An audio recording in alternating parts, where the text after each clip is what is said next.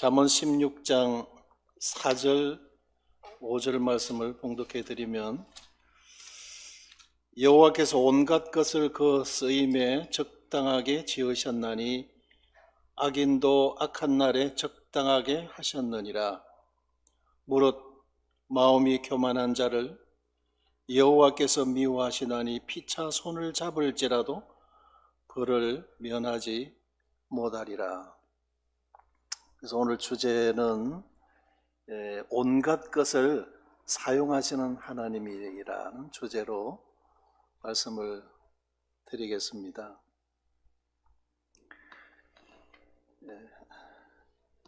옛적의 선지자들을 통해서 여러 부분 여러 모양으로 말씀하신 하나님께서 이 모든 날 마지막에 아들로 우리에게 말씀하셨다는 말씀이 히브리서 1장 1절의 말씀입니다. 이 잠언 16장의 말씀과 히브리서 1장의 말씀을 드렸는데 어떤 감이 오십니까? 하나님은 온갖 것을 사용하시는데 온갖 것을 그 지으심에 그 쓰임에 합당하게 적당하게 지으셨다 하는 말씀입니다. 또 히브리서 1장은 옛적의 선지자들을 통해서 여러 부분 여러 모양으로 여러 다각적으로 말씀하신 하나님이시다. 그리고는 모든 날 마지막에 아들로 최종적으로 말씀하셨다. 전 이 말씀을 어제 다시 정리를 하면서 우리 부모들이 자식을 위해서 희생하시고 고생을 마다하지 않고 기꺼이 어떤 위험도 감내해 가면서 헌신하고 수고하는 이 사랑을 한번 생각을 해보면서, 하나님께서 인류 구원을 위해서 또 피로 사신 교회를 위해서라면 하나님께서는 어떤 것도 아까워하지 않으셨고 어떤 것들을 들으셔서 교훈을 목적으로 저들의 성장에 도움이 되겠다 싶으시면 어떤 것들도 다 들으셔서 우리를 위해서 들어서셨다고 하는 사실입니다. 그래서 말씀을 다시 정리를 하면서 하나님의 사랑과 은혜에 대하여 참 감사하는 마음이 있었습니다.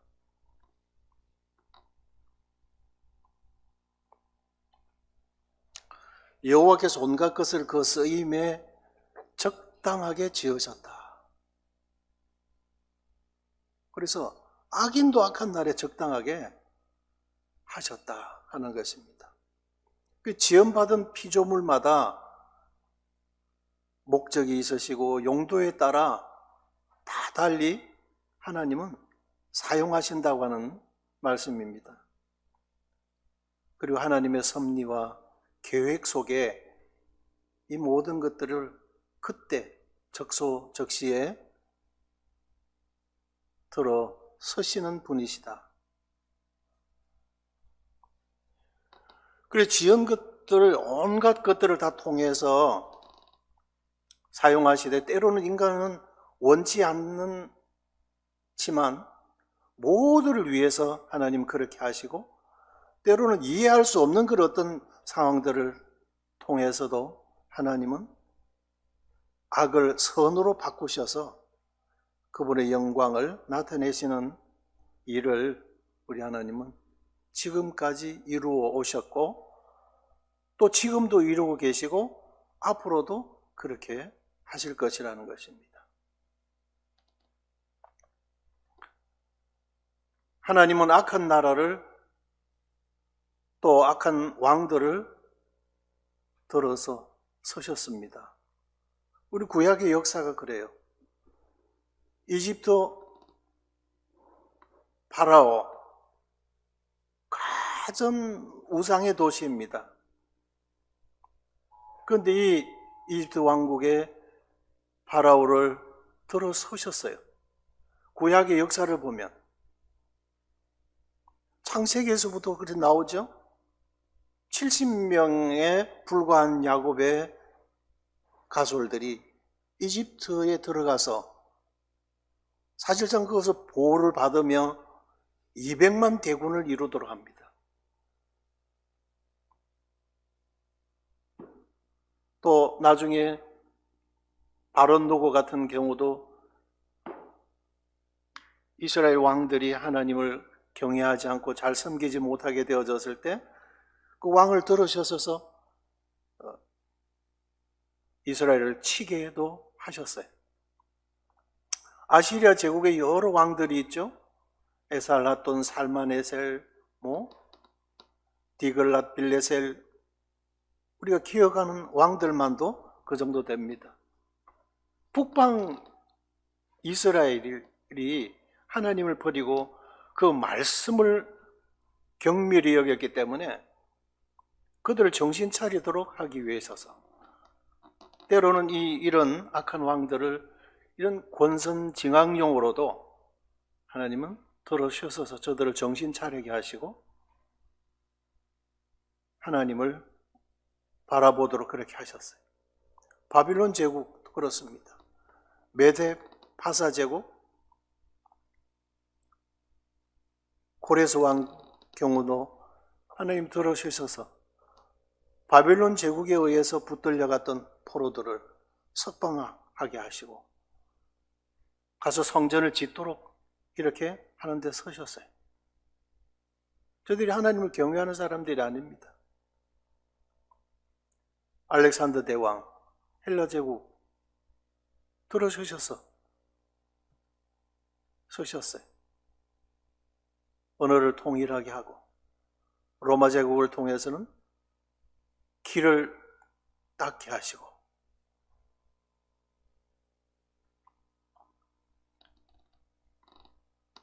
이 은혜의 시대에 다른 민족 중에서 이사야 66장 아까 말씀 읽어드린 대로 우리를 택하셔서 부르시고 우리를 제사장과 레위인을 삼으리라. 누가복음 21장 이방인의 때가 차기까지 이방인들에게 밟히리라. 이 하나님의 계획 중에 계시고 거룩하신 경륜 속에 두셨던 이방인들을 위한 은혜였고 또 이방 나라들을 들어서셨던 하나님의 역사이십니다. 이뿐만 아니죠. 이번에 이제 그 팬데믹이라는 단어를 알게 되어졌어요. 네? 완전히 이 바이러스로 인해서 세계가 몸살을 앓고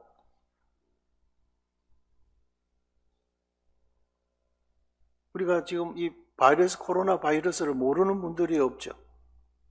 하나님은 이 바이러스도 심판대에 서시는 하나님이셨어요. 출애굽기 5장에 보면 여호와께서 전염병을 서실 것을 말씀하셨어요. 민수기 14장에서 내가 전염병으로 그들을 쳐서 멸하고 다윗이 범죄했을 때 세 가지 옵션을 제시하셨어요. 그 중에 한 가지가 사흘 동안 전염병으로 칠까 이렇게 하셨어요. 솔로몬이 성전을 낙성하고 제물을 하나님 앞에 드렸을 때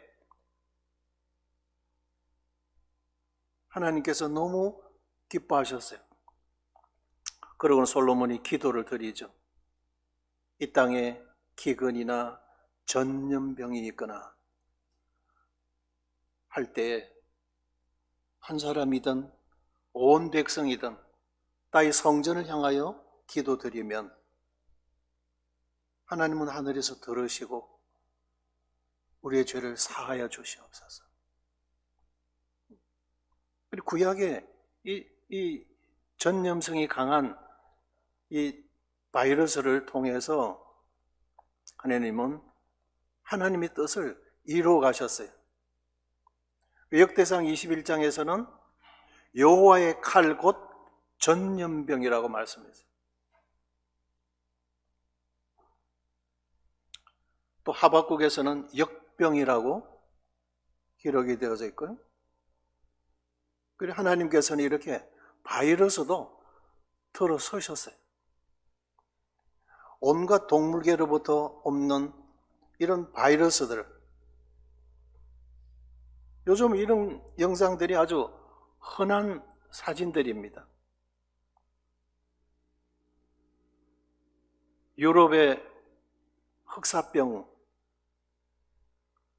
약 7,500만에서 2억 정도가 이 쥐로 말미암는 이 패스트, 이 흑사병으로 인구가 막 거의 3분의 1 이상이 전멸돼 버렸던 이런 사건도 있어요.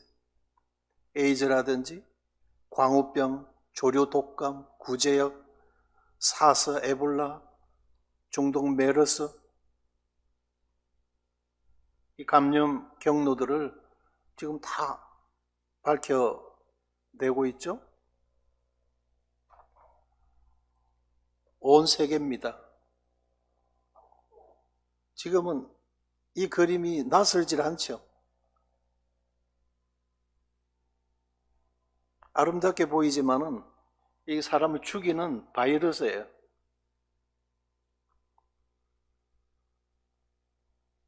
코로나 19 역할에 대해서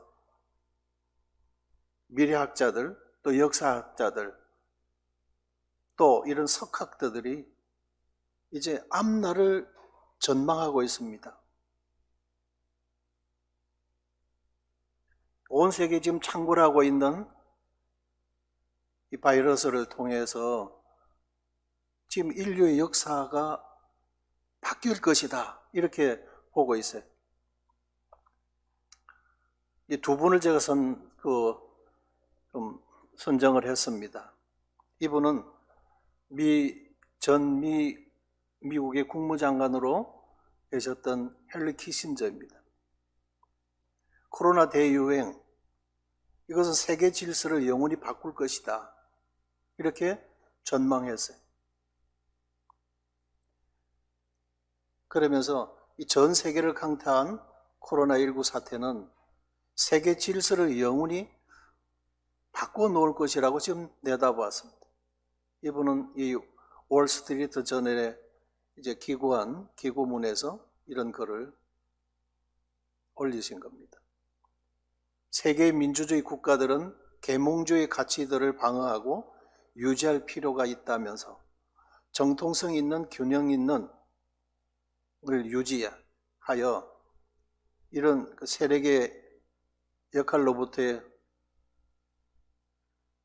후퇴해서는 안 된다. 국내적, 국제적으로 사회개혁의 해체를 초래할 것이다. 우리는 신기원의 시기를 살고 있다. 지도자들이 직면한 역사적 도전은 위기에 대처하는 동시에 미래를 세우는 것이다. 실패는 세계에 불을 지를 것이다. 이렇게 경고를 했습니다.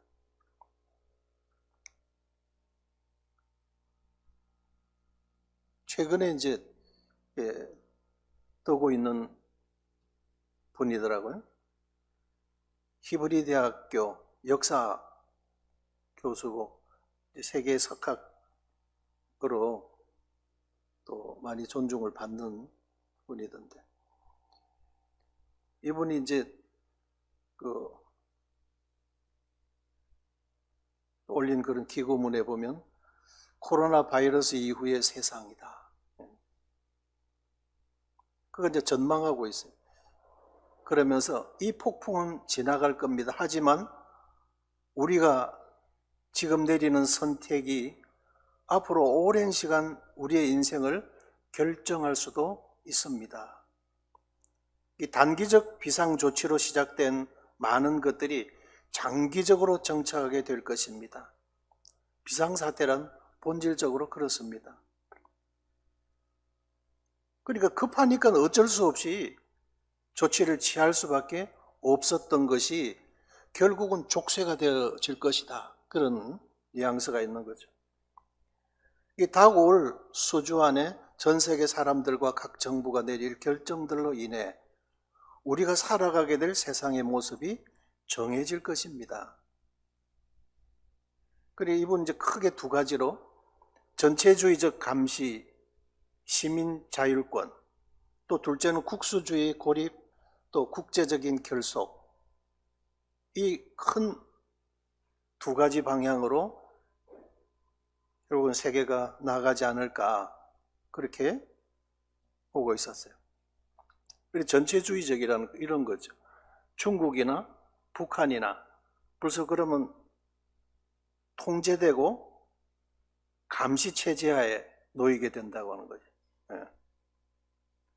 그러면서 또 한 가지는 대한민국이나 싱가포르나 대만같이 시민 자율권, 모두가 감시를 해서 감시 체제가 같지만 그러나 그것은 어떤 정책적으로 그것을 잡고 컨트롤하는 것이 아니라 시민 자율권에 맡긴다.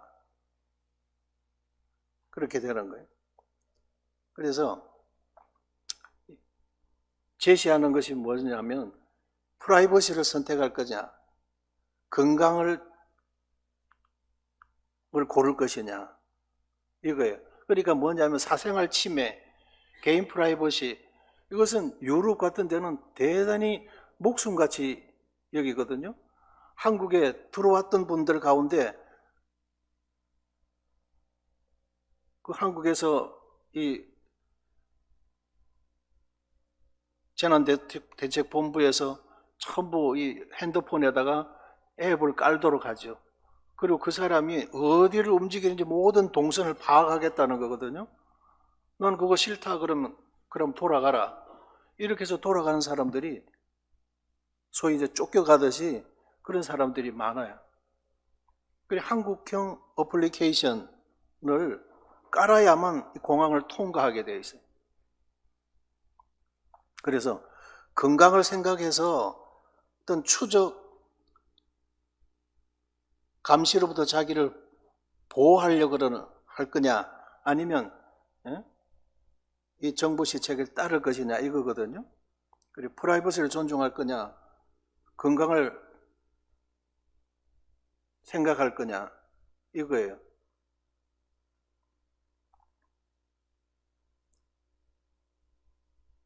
그래서 이제 전체주의적 감시라는 게 뭐냐면 이 기술, 과학기술의 발달로 인해서 전 국민 24시간 감시가 가능하다고 하는 거예요.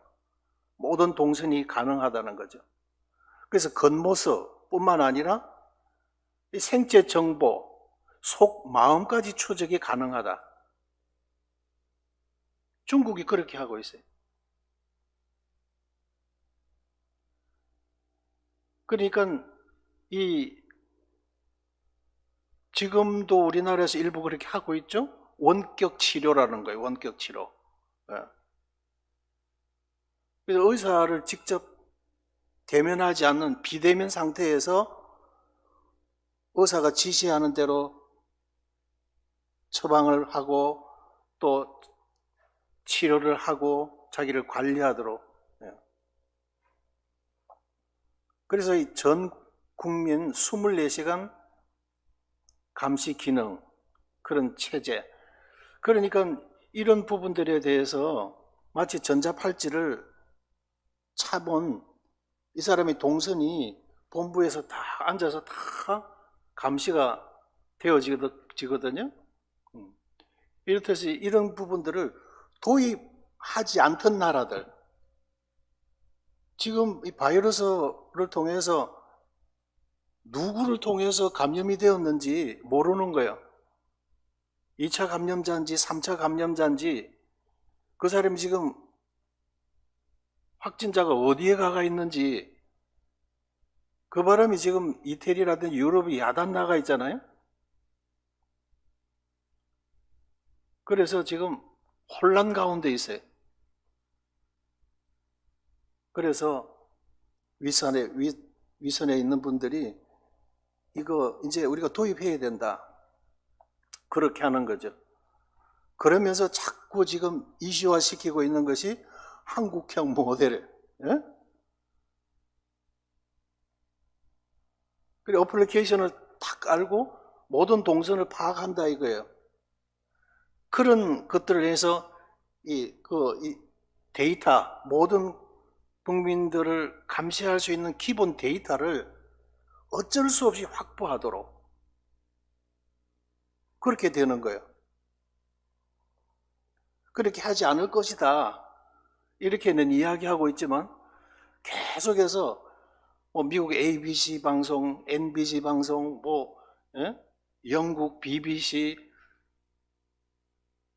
그 인천국제공항에 와서 계속 촬영하고, 예? 그 비대면 치료를, 검사를 어떻게 하는지, 이런 거 계속 연일 보도하고, 그러면서 이거 필요하다, 필요하다. 예?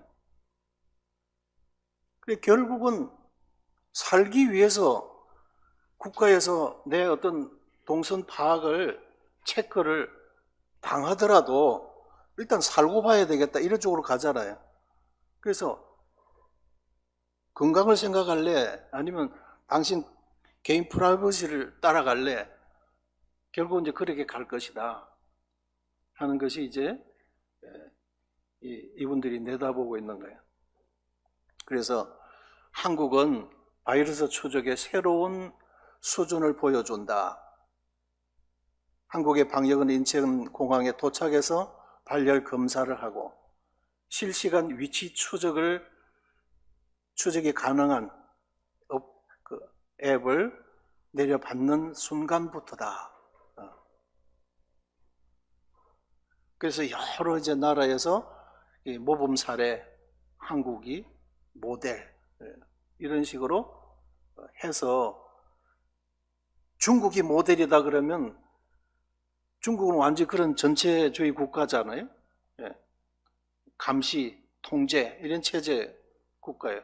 그러면 대반의 거부를 하니까 한국을 모델을 일단 계속 띄우고 지금 여러 가지 이제 정보를 받고 이렇게 하면서 결국은 이것이 이제 지금까지 도입하지 않았던 국가들이 도입해 가도록. 그러면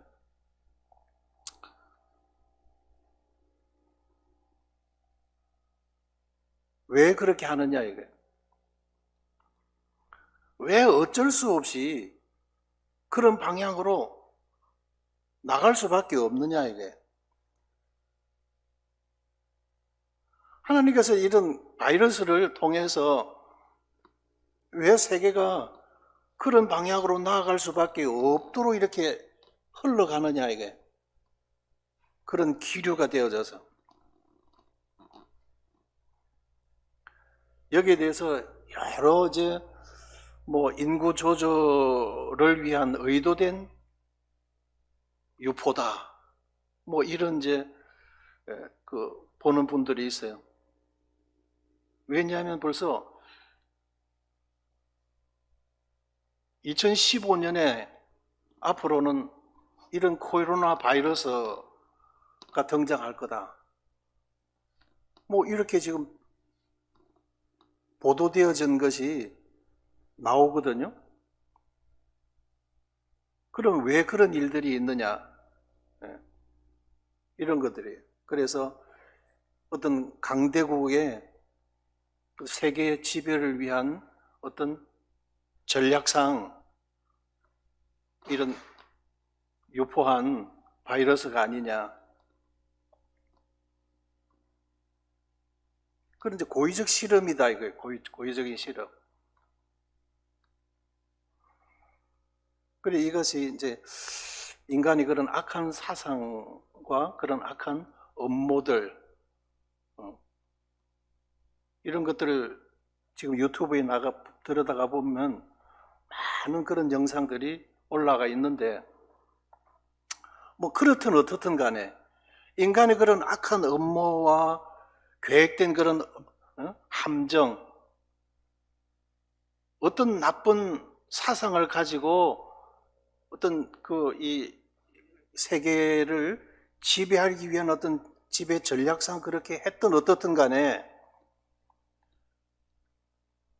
큰 틀에서 보게 되면 각기 맡은 역할과 시간에 등장해서 수행해 나갈 뿐이다 하는 거예요.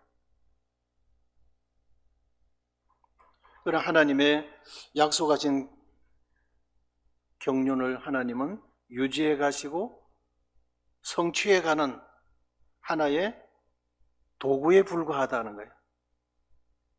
그런 악을 하나님께서는 선으로 바꾸시고 하나님의 큰 역사를 이루어 가는데 악한 도구로 하나님께서는 서신다고 하는 거예요. 우리가 그렇게 내다보면 이 나라의 장래에 대해서 우리가 그렇게 염려할 필요도 없다고 하는 거죠. 물론 그러자고 우리가 또 방관자가 되자는 그런 의미가 아니라 성경에 기록된 대로 우리가 기도해야 되죠. 주께서 위정자들에게 지혜를 주시고 참으로 자기 개인의 어떤 어떤 정책을 통해서 정치 야망을 펴는 것이 아니라 진정한 이 나라를 사랑하는 어떤 백년 대계를 가지고 선정해 갈 수 있도록 하나님께서 그런 착한 마음을 주시도록 위해서 우리가 기도해야 된다고 하는 거죠. 그래서 이 나라 장래 문제도 우리보다도 사실 더 나라를 염려하는 사람들이 많아요. 또 역사적인 부분에서도 밝은 전문가들이 있어요. 또 바른 소리, 쓴소리를 하고 싶어 하는 분들이 있어요. 또 전면에 나서서 그런 걸 하기를 원하는 분들이 있어요. 그런 분들이 그런 역할들을 감당하게 하고 우리가 맡은 우리가 하자 이거죠.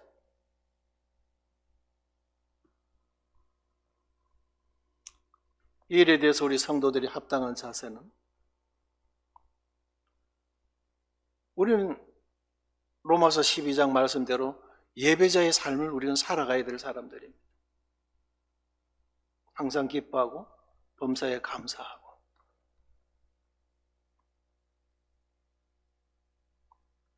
내가 맡은 일에 학생이면 학생 신분으로서 직장인이면 직장에서 또 가정에서 교회에서 우리가 각기 다 맡은 일에 최선을 가자 이거거든요. 주님께서 내게 맡겨주신 은사를 따라서 믿음의 분량껏 묵묵히 우리가 최선을 다해가자는 것입니다. 앞으로 이제 다음 세대는 적 그리스도의 등장입니다. 이 적 그리스도의 활동과 그 역할 담당은 사실상은 교회와는 상관이 없는 역이죠. 시간대가 7년 환란이 시작이 되면서 이런 사람이 등장하는 것입니다. 이 사람이 이제 쥐어야 될 것이 뭐냐면 세계 정부의 수장이 되는 거예요. 이 컨트롤 타워에서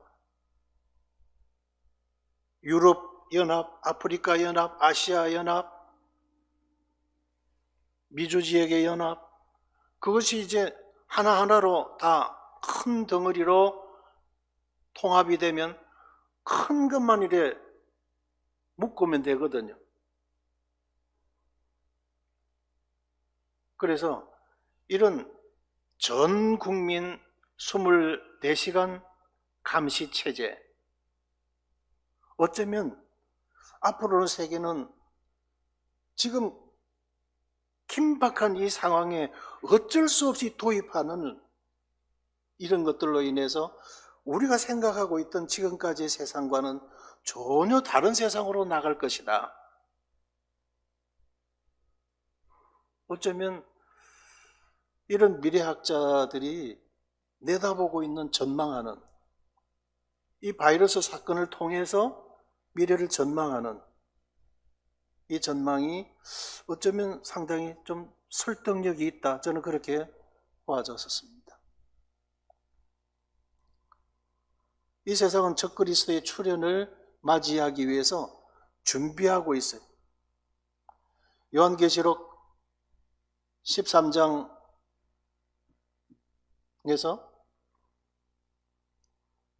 그가 모든 자 곧 작은 자나 큰 자나 부자나 가난한 자나 자유인이나 종들에게 그 오른손에나 이마에 표를 받게 하고 누구든지 이 표를 가진 자 외에는 매매를 못하게 하니 이 표는 곧 짐승의 이름이나 그 이름의 수라. 지혜가 여기 있으니 총명한 자는 그 짐승의 수를 세어보라. 그것은 사람의 수니 곧 그 수는 666이니라. 이 적그리스도예요.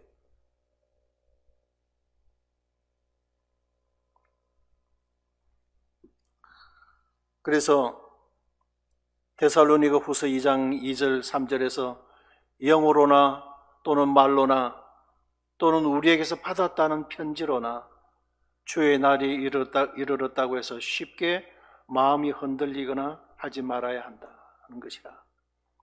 누가 어떻게 하여도 너희가 미혹되지 말라. 먼저 배교하는 일이 있고 저 불법의 사람 곧 멸망의 아들이 나타나기 전에는 그날이 이르지 아니하리라. 여호와께서 온갖 것을 그 쓰임에 적당하게 지으셨나니 악인도 악한 날에 적당하게 하셨느니라. 하나님께서는 이렇게 온갖 것을 하나님의 인류를 향한 그 사랑의 메시지를 나타내기 위해서 하나님은 들어서시는 하나님이셨어요.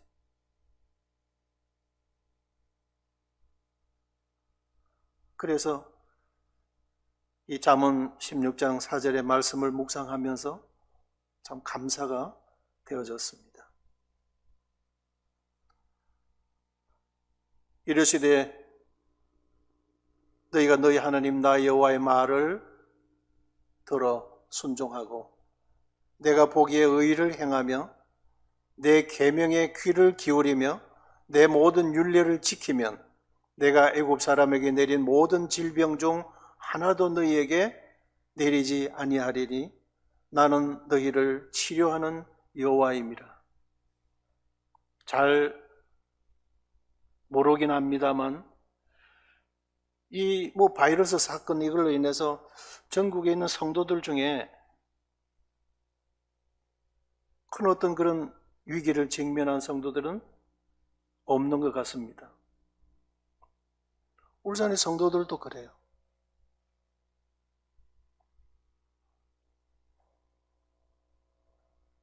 하나님의 은혜에 감사를 드립니다. 1번만 더 말씀을 드리면 이탈리아의 롬바르디에 있는 한 병원에서 근무하는 38세 의사인 줄리안 어반 박사의 간증인데 이 롬바르디는 이태리에서 처음 이 코로나 바이러스 확진자가 드러나고 제일 여기서 많은 사망자가 나온 지역입니다. 그래서 이 의사는 무신론자였어요. 부모님들은 교회 나갔는데 자기는 안 나가는 사람이에요. 부모님이 그렇게 나가서 예배 드린다고 그러고 그런 것에 대해서 비웃고 그렇게 했던 사람이라 그래서 여기 간증에 보면 처음에는 몇 명의 환자들, 그 다음에 수십 명이, 나중에 수백 명이 몰려오는데 자기는 의사가 아니었다는 거죠. 의사로서 어떻게 해줄 그 도리가 없었다. 다만 살 사람인지 죽을 사람인지만 분류하는 사람의 역할밖에 할 수 없었다 하는 것이었어요. 그렇게 되어 가운데서 어느 한 노 목회자분이 오셔서 자기도 지금 건강이 안 좋은 가운데도 지금 호흡이 꺼져가는 그 사람들을 찾아가서 그리스도의 복음을 전가하더라는 거죠. 아무도 가까이 하기를 꺼려하고 있는 그 환자들에게. 그래서 그들에게 소망을 주고 믿음을 주고 그 모습을 볼 때 감동이 되었다 하는 겁니다. 그러면서 이제 하나님을 향하여 마음을 열게 되어지게 되죠. 그래서 결국은 이분을 통해서 이 의사들도 복음을 듣게 되고 또 예수님을 개인의 구주로 영접하게 되고 불신자에서 믿음의 사람으로 이제 바뀌게 되어진 그 간증이었어요. 그래서 나는 지구상에서 나의 무가치함을 깨닫게 됩니다. 맨 하단에서 나는 내가 마지막으로 한 호흡을 쉴 때까지 다른 사람들을 돕고 싶습니다. 비록 나는 고통받는 사람들과 나의 동료들의 죽음에 둘러싸여 있지만 내가 하나님께로 돌아왔다는 사실에 저는 행복합니다. 하나님께서 이 코로나 바이러스를 통해서 이런 은혜도 역사하고 계시더라는 거죠. 이것이 아니었으면 이 사람은 계속 불신자였습니다.